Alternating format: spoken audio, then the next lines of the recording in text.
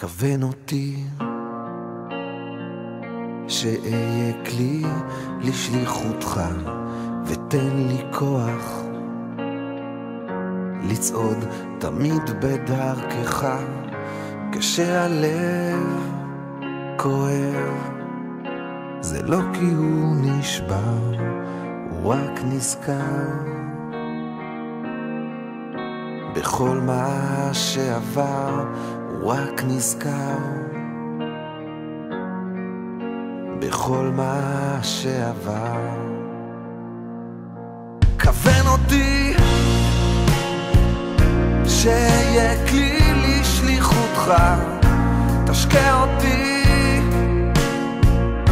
עד שתנבוט בי השמחה, תזכיר לי שוב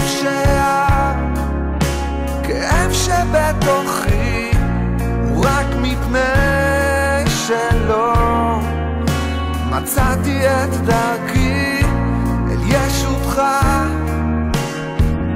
שחבויה בתוכי.